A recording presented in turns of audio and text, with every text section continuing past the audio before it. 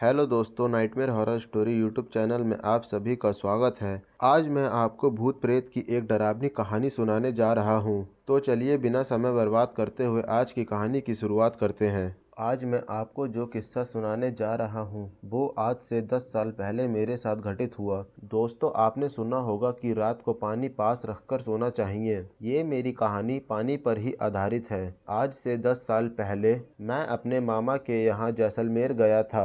वहाँ जाकर पता चला कि यहाँ तो 2 साल से अकाल पड़ा है और पानी लेने के लिए 5 किलोमीटर जाना पड़ता है। मामा मामी से मिलने के बाद मेरे मामा का लड़का और मैं पानी लेने के लिए चल पड़े।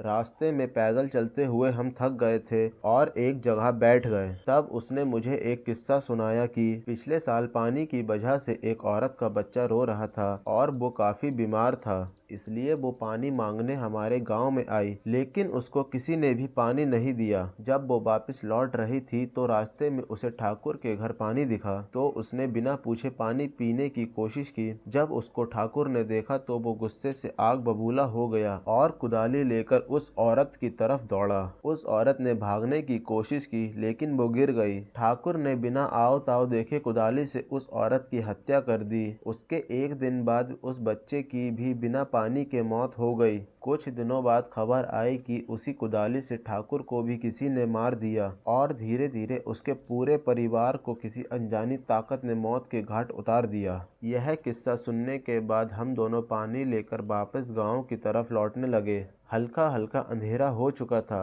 अचानक हमारे सामने एक बच्चा आया और पानी मांगने लगा, लेकिन इतनी दूर से पानी लाने के कारण हमने उसे मना कर दिया। घर पहुंचकर मैंने खाना खाया और पेड़ के नीचे पलंग पर सो गया। अचानक रात को वही बच्चा मेरे सामने आया और पानी मांगने लगा। मैंने ध्यान नहीं दिया और गुस्से से उसे कहा कि चले जाओ। फिर मेरे सामने वो औरत दिखाई दी। अचानक मैं उठ गया और देखा वहाँ कोई नहीं था। मैंने सोचा कोई सपना आया होगा। फिर रात को 2 बजे के आसपास मैं पेशाब करने के लिए खुले मैदान की तरफ गया और मुझे पानी शब्द सुनाई दिया। मैंने सोचा मामी होगी। फिर मैं वापस पलंग की तरफ लौटा ही था कि अचानक फिर पानी शब्द सुनाई दिया। अब मैं गुस्से से आग बबूला हो गया और कहा, कौन है? सामने आओ, अभी पानी देता हूँ। इतना कहते ही मेरे पीछे किसी के होने का आभास हुआ, तो मैंने पीछे मुड़कर देखा तो एक औरत कुदाली लेकर खड़ी थी। मैं डर के मारे बहुत जोर से भागा और रास्ते में एक पत्थर से ठोकर लगने से नीचे गिर गया।